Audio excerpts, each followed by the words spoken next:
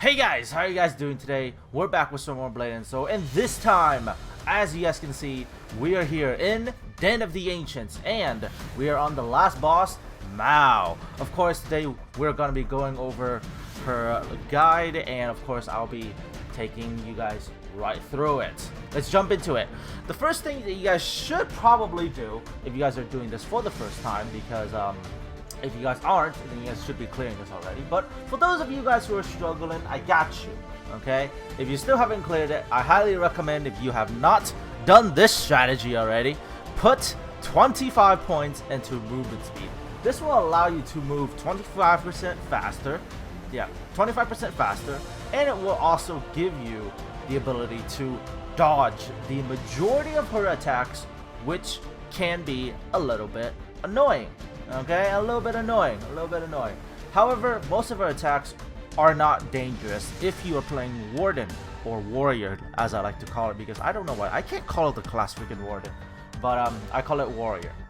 Okay, so this guide is gonna be mainly keen towards the players who are playing Warrior class. So therefore, there's gonna be the skills I'm gonna be talking about, or it's gonna be more for the Warrior class. Except for, you know, you can still use this guide to do, you know, to complete this dungeon with any other class, because the guide's gonna be, you know, talking about the critical things that you need to dodge and the critical things you need to do in order to clear this successfully. Okay, so if you guys have not done that already, put 25 points to movement speed, and as I said, you can dodge a lot of stuff with this, and you're able to do a lot of damage just because you're dodging her attacks a lot more. Number 2 is, if you already have points in movement speed, your added effect is gonna go down, right? So it doesn't really matter at this point, okay? So you might as well put some points into Hongwen Focus as well. Put a whole 25 points in there, mainly because if you have this much points, your burst is gonna be really high, and since you have this much of boss attack power for every 30 seconds, you're gonna be bursting super duper high because of this. So that's what I highly recommend you guys do in terms of points. For the gear, I recommend you guys do this actually at Aransu 9, mainly because at Aransu 6, I feel like most classes won't have the DPS to clear this quickly and efficiently, because time is of the essence. Alright, time is of the essence.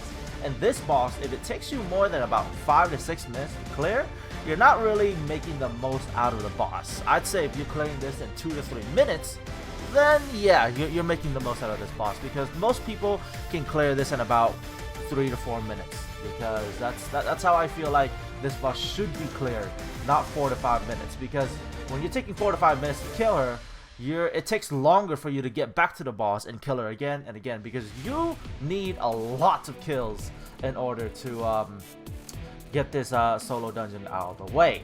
So of course, that's the reason why I highly recommend you guys do this at Aransu 9. And I don't feel like Aransu 9 is very hard to get anymore, mainly because they changed literally everything into silver scales, bloodstones, Aransu orbs, like everything is now into one little currency, and it's super duper easy to get silver scales and silver scale fragments now. So that's why Aransu 9, my personal recommendation to do this dungeon. Of course, the accessories that I do have can matter, but you can do this with full BT gear. Okay, you can do this with full BT gear as long as you have max gloves, max BT accessories. In my case, I have max TT accessories, and you can do this with practically any necklace. I'm still using old necklace. I know, mainly because I'm waiting to get this new necklace from this dungeon, okay? And the bracelet, highly recommend you guys have the new bracelet. This is very important, because if you don't have the new bracelet, your DPS is gonna be very hindered on the old. You're gonna be relying on the old bracelet. The old bracelet doesn't give you that much DPS. The belt doesn't matter too much. The gloves will give you an edge, but not needed. Of course, having the dynamic, not dynamic, the VT Mystic badge is gonna give you a really good edge, and so does having the Fuse Soul badge of whatever you use for your class.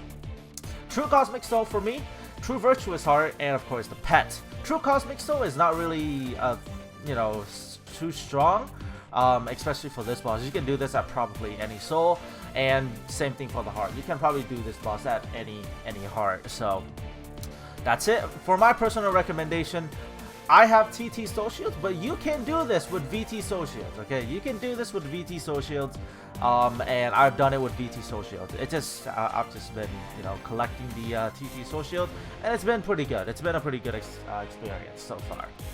Alright, so that's the intro to the boss, and that's your whole preparation. With that being said, the last few things is you can't eat a spicy dumpling in order to get your damage slightly higher, but again, not needed. And last but not least, you can use some, you know, drinks and to give yourself a little bit higher buff. But that's about it, guys. Let's jump in to the fight. Alrighty, guys. So let's jump right into the boss fight. Okay, so if you are a warrior, I highly recommend you guys press ZV3 because the 3 will knock her down and the ZV4 will allow you to burst into whatever stance you have on your warrior. So as soon as you start the fight and go into your stance, I highly recommend you guys start strafing left or right, doesn't really matter, but you want to start strafing mainly because then you can dodge her attacks. That's why I highly recommend you guys put 25 points into movement speed, because then you can dodge her attacks, which allow you to do high damage. If you're able to do high damage, you're able to make her phase faster and make her rotation a lot easier to dodge, especially if you are doing this for the first time. Okay, so if you guys have not seen already, on the top left hand corner there's a little image there that tells her whole entire rotation that was made by my friend, and he was the one that provided me with this image here, which is pretty cool. You guys can see the whole rotation. So watch out for the there's 3 attacks that you really want to watch out for, and that is one of them, the big AoE that you guys just saw, and that attack right there when she throws her weapon into a certain specific area. Now, before she does that, she's usually gonna stun you, and if she stuns you, then does that attack, she's basically gonna have like 10 stacks on you, okay?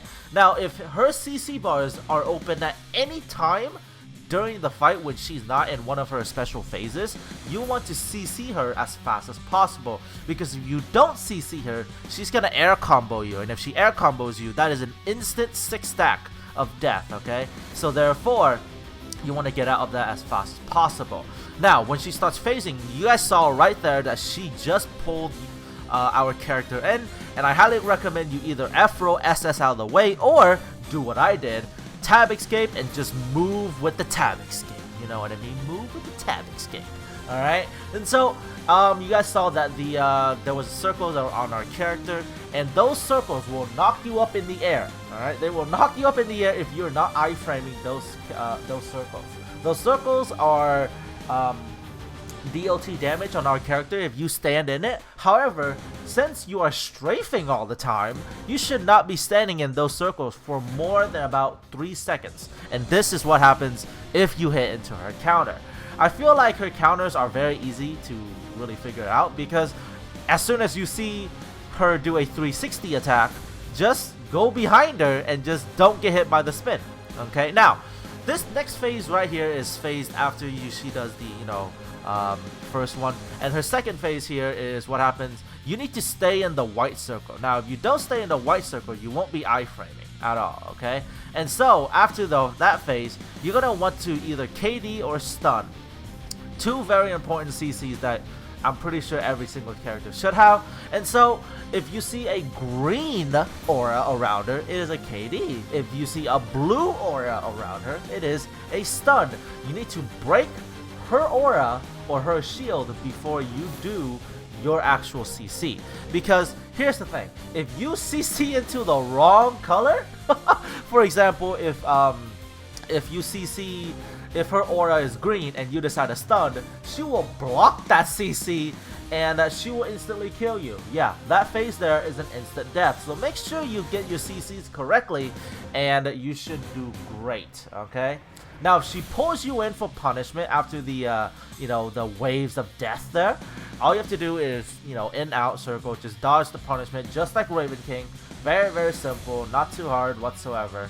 There's just a few things that you should really watch out for. Is that her first phase, she's gonna pull you in, and she's gonna, you know, do the max of the moon, the moon full, whatever that phase is, English is hard. Okay, so make sure you get out of the red area of death there, because that will give you 1 stack. And this is what happens if you were to get caught in the air combo. And I'm gonna get hit by it one more time, but this time she is very nicely and not gonna put a bleed stack on me. Okay, so if you guys saw that she just did a spin, and so the next hit's gonna be a counter there. So again, her rotation is not hard, it's just her phases. So remember, the first phase, she will pull you in, make sure you tab escape out or F roll SS and get out of the way of that. And then when you have a white circle on you, okay, stay in that white circle.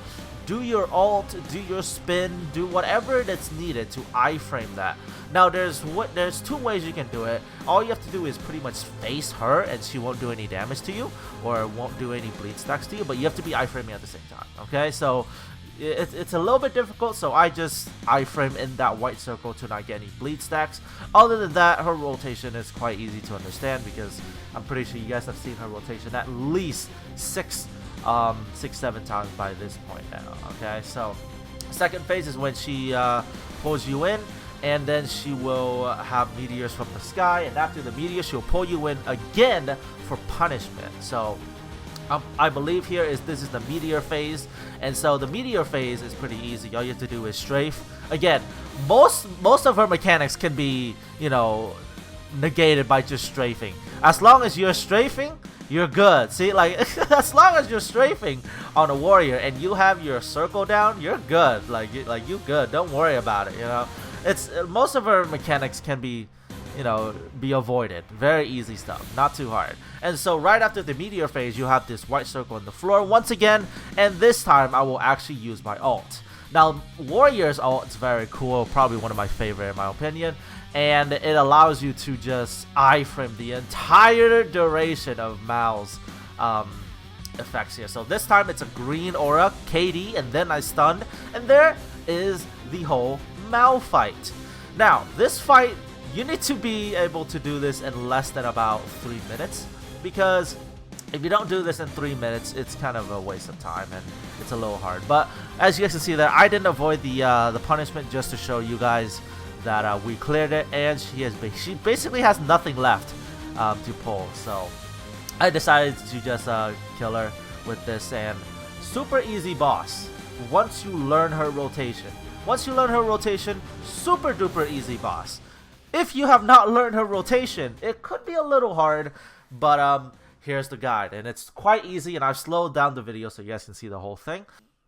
Alright guys, so that'll be it for now, guys. I will be showing you guys the faster version of this, and so that you can see the pacing of the whole thing. Alright guys, so with that being said, thank you guys for watching, and I'll see you guys next time on Blade and Soul. See you guys then.